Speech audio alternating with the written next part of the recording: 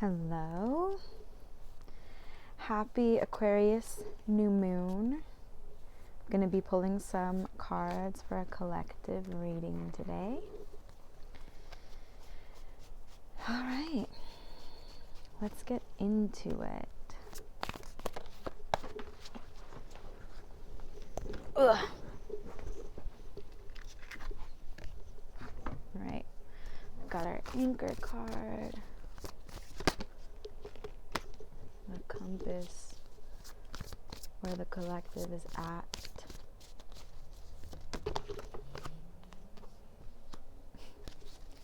And where the collective is moving.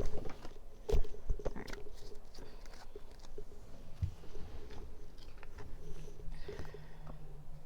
Perfect. Okay. So for the current anchor for the collective, we pulled the 9 of Swords. The compass is the 5 of Swords.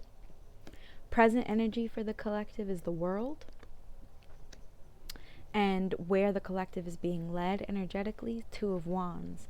The shadow card of this pull is the Page of Pentacles. All right, so this Aquarius new moon, I definitely feel this Swords energy. Something that I think a lot of tarot readers kind of oversimplify the swords as these cards of like mental energy. A lot of the times people will say like, your thoughts, your negative thoughts are making your situation seem a lot worse than it is. But really the truth of the swords is that they are reflective. They reveal illusions, right? So moments where we're kind of stuck in the hall of mirrors of our own thoughts, of our own, negative ideas or what have you, right? Being stuck in that sort of hall of mirrors. But they also reveal to us where we are not being truthful. And how that creates its own series of mental traps. So there's kind of that element of mental patterns, but it's also reflective of like our inner search for truth, and for like a sense of alignment with a certain truth. For the collective anchor energy right now to be the 9 of Swords, I do think that this Aquarius new moon, and like all of the planets that are in Aquarius right now, it's the sun, it's the moon, it's Mercury, it's Pluto, there is this desire for us to be thinking about what like the truth is, or the most like honest way for us to be in the world. The thing about Aquarius though as a sign, yes, of course it represents the human and humanitarianism, and these sorts of like utopian ideals, but Aquarius also represents detachment and cold-heartedness. And so this sort of swords energy that I'm seeing here as our compass as well as our anchor, it seems to me like we are struggling with how to confront the shadows of the collective. As Pluto moves through Aquarius, and I'm going to bring up Pluto in Aquarius quite a bit because again, it's a generational transit. It's going to be kind of quietly influencing a lot of the other transits that we see, and we can already see these sorts of massive effects of Pluto in Aquarius with things like, the rise of AI, and that sort of thing. And so these are going to be like longer term topics for like the next couple of decades. So with this Pluto and Aquarius energy, I do see a lot of talk on social media that reflects these sorts of utopian ideals for our world, Marxist kind of rhetoric about, what if we had all of our needs met? What if, we didn't have to work 9 to 5s? What if we could structure our society in a different way? So I see these sorts of utopian yearnings in the collective, and they're becoming more and more commonplace. They're becoming more and more a part of just our way of like speaking and thinking about the future. And there's part of me that feels very excited and very invigorated by these sorts of topics coming up. But again, because Aquarius does represent coldness and detachment, this swords energy being our compass and our guide, this is about us getting to the truth of the matter, right? And I mentioned this in the Leo full moon reading, but there is no utopia. There is no true liberation without a relationship with our shadow selves. So the Nine of Swords being our anchor, it seems like the collective, we may be experiencing a lot of anxiety, feeling overwhelmed about the future, or feeling like there is no clear path forward, feeling like the utopia is impossible. And to that extent, I would say utopia is impossible. We are humans, we're flawed fundamentally. And so, you know, as these like utopian ideals start to take stronger footholds, but we're not collectively doing this shadow work, right? We're just sort of collectively reaching for a utopian perfection within our whole community, but like we have parts of ourselves that we don't accept, that we don't examine, and that, you know, we have shamed deeper and deeper into our own shadows. It's like then this sense of like utopianism becomes authoritarianism. It becomes more and more about self-denial than it is about this collectivizing force, the ability for us to have all of our needs met. And so for this to be the anchor, my and the compass, you know, being this Five of Swords for the collective, the only way forward, right? The only way that we birth the world that we want is through this darkness. It's not, we can't theorize our way out of it. We can't, you know, rationalize our way forward. We can only sit within the shadows and continuously allow ourselves to be brought to the shadows with a humble heart and with gratitude. The Five of Swords being the compass, this is like, this is a card of conflicts. It's a card of like being thrust into conflict before you're ready, and then kind of going like ape shit and doing something that you regret, and creating sort of like a sense of loss from conflict that was maybe mismanaged. It's also this sort of sense of like failure, where like your ideas, your expectations did not align with the way that things were executed. And so for these to be the anchor and the compass of the collective at this moment of new moons, of planting seeds for the future, of considering what our future collectively looks like in the face of you know, climate destruction, wars, genocides, increasing surveillance technology, you know, for these to be our anchor and our compass, I feel like Spirit is saying that we have to, one, of course, like I said, get comfortable with our own shadows, do our own work in that regard, allow God to lead us to those parts of ourselves. But also, you know, the remedy for our culture, right, is not slipping into utopian ideals. It's not idealism. This is not how we heal our culture. This is not how we birth a new culture. The remedy is for us to sit with pain, is for us to learn how to deal with pain, how to develop a relationship with it. We're such a pain-averse culture. We don't want to deal with pain, sadness, despair, sorrow, loss, mourning, grief. We don't want to deal with any of it. We want our lives to be easy. That's why we're addicted to our phones, to social media. That's why we're overly medicated. That's why we love sugary foods. And everything that we do is about creating a life of ease, about mitigating pain, avoiding pain. but nothing in our culture about how to sit with pain, about how to allow pain to teach us, about, understanding our suffering as a profound,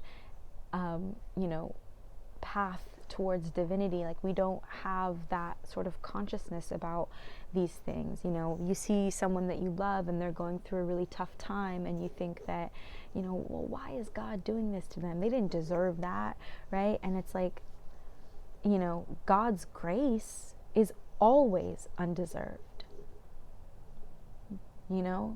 I'll say that again. God's grace is always undeserved. We think of God's grace as him coming in, swooping down and picking us up when things are tough. But sometimes God's grace looks like taking everything which is not in alignment or which is distracting us out of the picture. Sometimes God's grace looks bloody. Sometimes it looks destructive, right? Sometimes God's grace, we can interpret it as wrath from our own very limited human perspective, but it's really about the opportunity for us to clear away the distractions, to clear away the things which are clouding our perception and clouding our connection to truth, right? The truth of the matter, the heart of the matter, the soul of the matter. This is where God's grace comes in, and it cuts through the illusion, and it gives us the gift, right, to sit in the shadows, to sit in the pain, and to find the gold, the treasure that's buried within those parts of our unconscious, of our collective unconscious. So again, no utopia without shadow work. No new world without shadow work. Everything else is just emotional alchemy.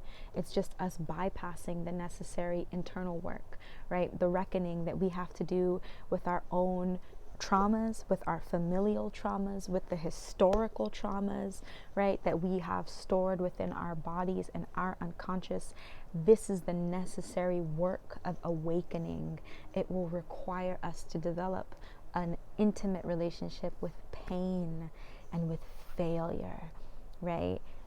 What does it mean to be a failure in this society, right? And this is something I get a lot of shit for, because I write it in my professional bio that I'm a failure, and people are always like, no, don't call yourself that, and my response is always, I have never felt that the ways in which we define success in this culture and in this society have resonated with what I understand to be success within myself.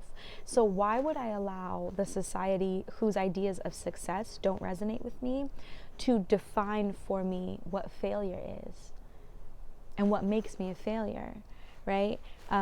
So that's what I mean. It's like, in this sense of the Five of Swords being the way forward, yes, there's loss, there's conflict, there's change, there's picking up the pieces, but there's also this idea of creating our relationship with failure, right?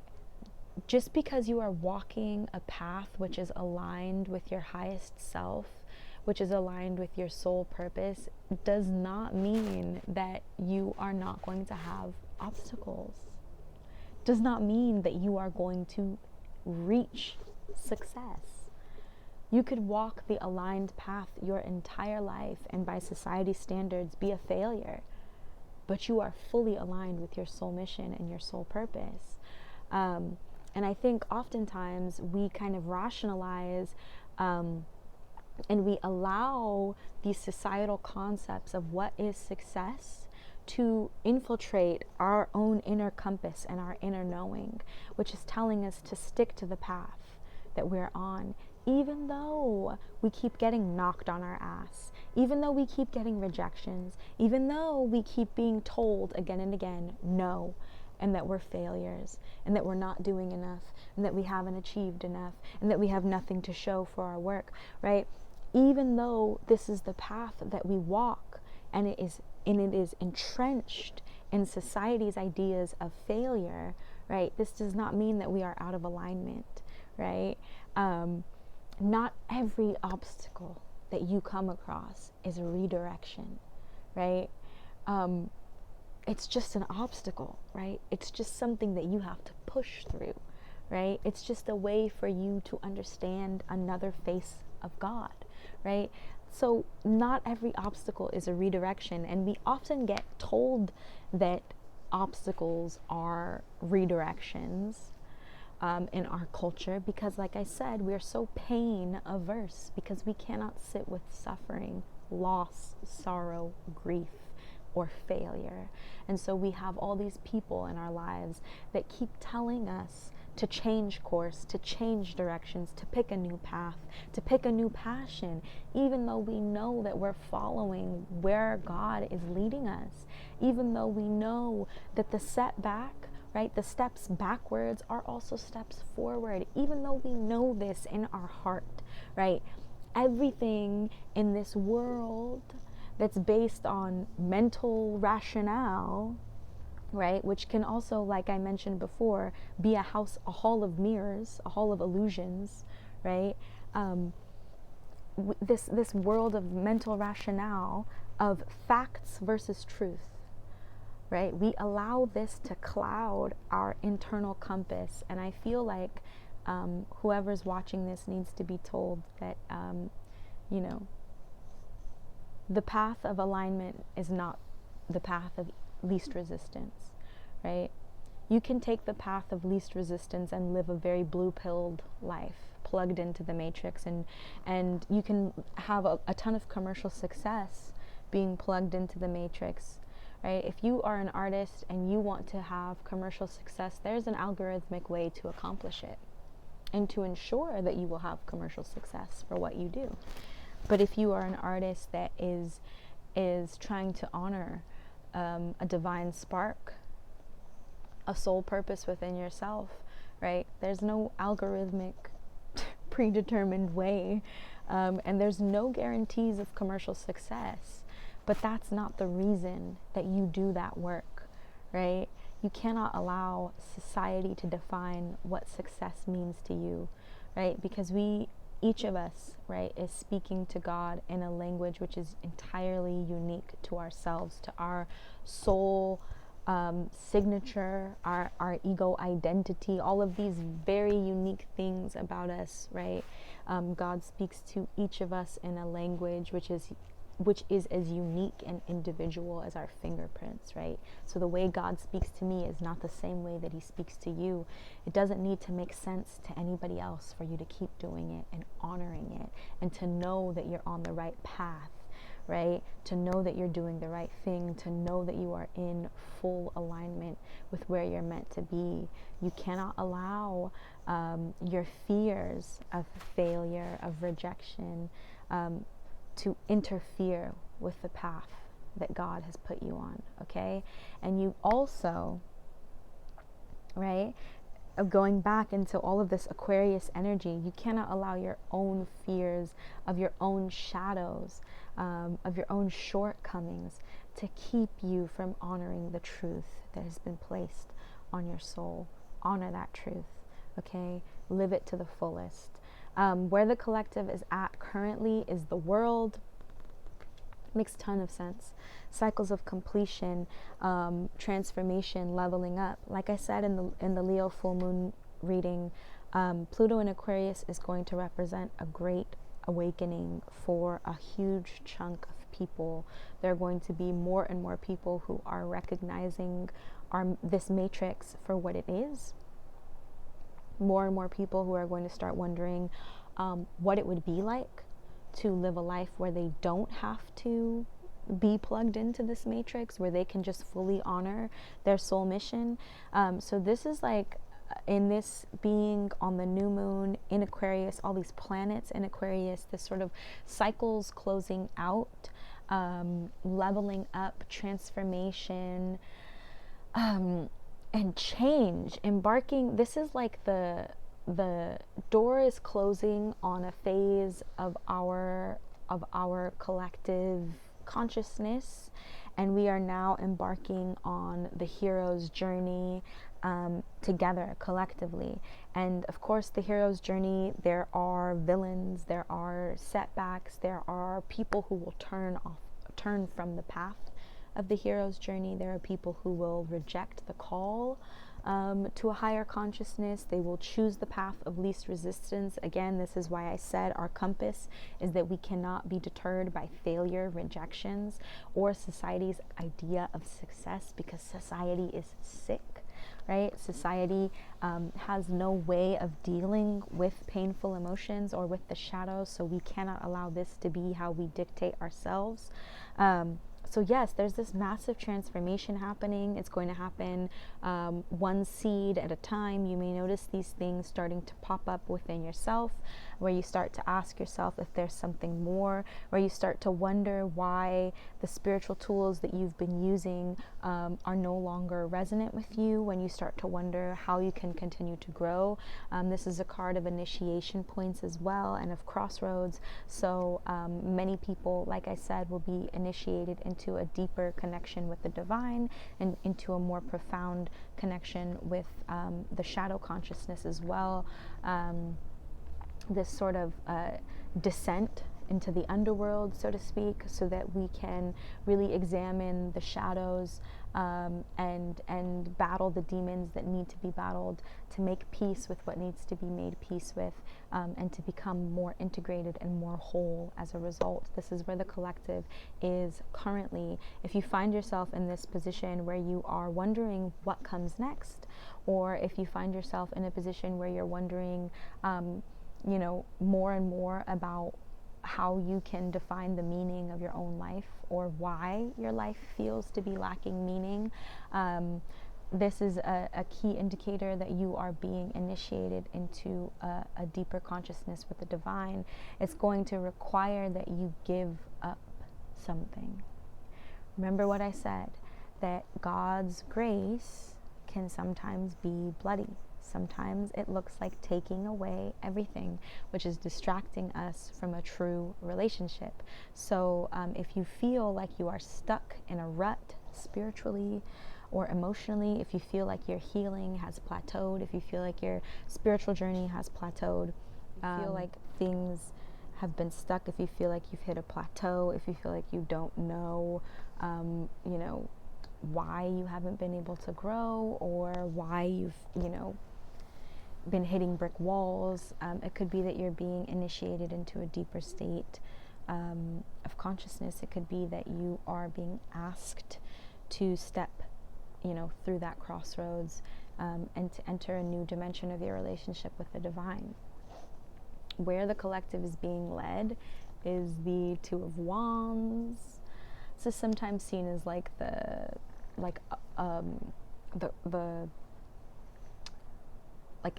kind of a card of like imperialism. Like this man is like setting out to conquer the world. It's the orb in his hand. He's thinking about the lands that he's going to own and that sort of thing.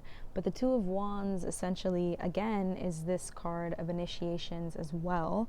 The twos always represent duality and the choice between multiple paths. So again, this also represents a crossroads in its own sense. The Two of Wands specifically is asking us to think about the kind of future that we want for ourselves. It's asking us if we are going to stick to the chosen path, right? What we know and are familiar with, even if it makes us dissatisfied, even if we find that it's not fulfilling to us, it doesn't bring us a sense of contentment or joy, we stick to the chosen path. I see this happening already with, again, the way that people are sort of turning to these utopian ideals about what society can look like, and with no mention of the necessary, shadow work and internal healing that needs to happen within each of us individually before we can ever achieve a state of utopian ideals, right? It's just trading one form of government for another, right? But government is not going to make us whole. Government is not going to make our lives have meaning. Government is not going to allow us to define the kinds of relationships that we want in our lives, right? So the Two of Wands, we can stick to the chosen course. I think a lot of people are confusing this sort of Aquarius push for the utopian ideals as having, the new path, or as being the new path. I'm going to say very firmly that it is not. It is the same world wearing a mask. There is a true path forward, a path towards true liberation, and it is the path that we have not traveled yet. Okay, it's the path that causes us to stumble into the parts of ourselves and the parts of our histories which we have not examined. And it is the path which is going to be painful, because to birth a new world requires a relationship with pain, right? Birthing is a painful process. So this Two of Wands energy being how we are moving forward from this point of transformation. Again, like I said in the Leo full moon reading, okay, Pluto in Aquarius presents two options for us spiritually, and one is of spiritual perversion.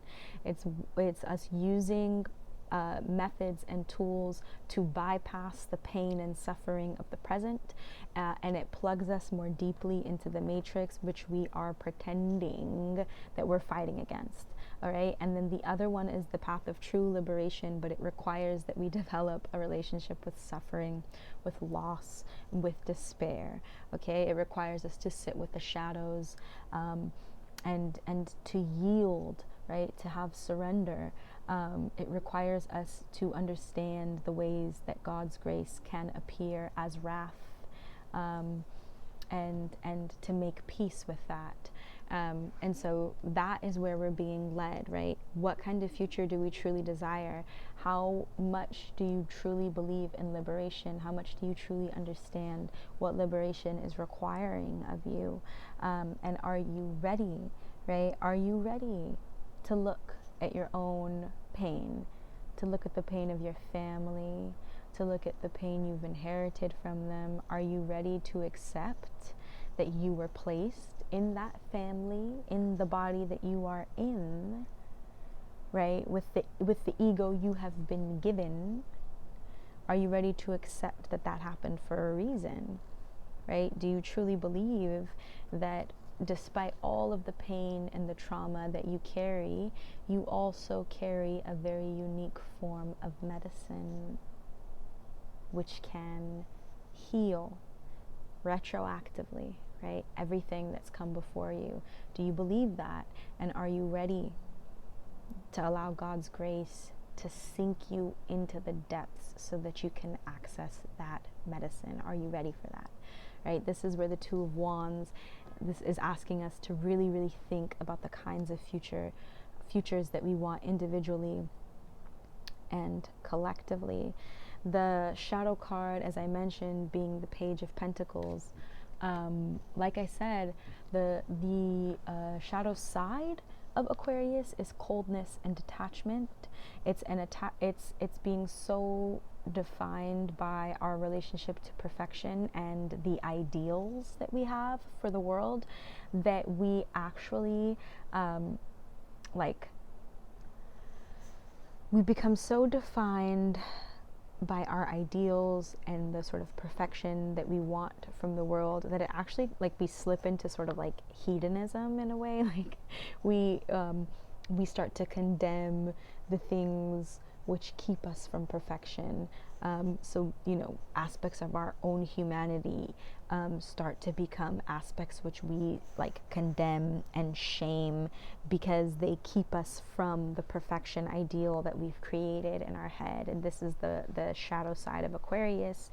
The Page of Pentacles is all about a somatic experience. It's about being grounded and rooted in the body. It's about learning the value of our material existence, not just in the form of money or wealth or abundance, but about like what it means to be in a human body at this moment in time. What it means to have a human identity at this moment in time. right? It's about our somatic experience. And so this being the shadow card, again, as I mentioned before about our relationship to pain and suffering, it's not just an intellectual understanding of pain and suffering, right? It's not just a rational understanding of pain and suffering, or a way that we can narrativize our pain and our suffering. It's about a truly somatic experience. Your body possesses so much knowledge for you. If you are ready to surrender to it, allow the feelings, the pain, the sorrow, the despair, the hope, the joy to flood your body. Allow it to be a somatic experience moving through you, right? Connecting you to the earth beneath your feet, connecting you to the life which is surrounding you and which is dying off. Be connected to it through your body, your physical vessel, your material vessel. This is a powerful, powerful form of knowledge, and it's one of the first things that we disconnect from when we feel pain and suffering. So tune into the needs of your body, do some somatic meditations, do some yin yoga, really get into where you're storing trauma, pain, loss in your body, and you inherit, right, trauma and pain through your body as well.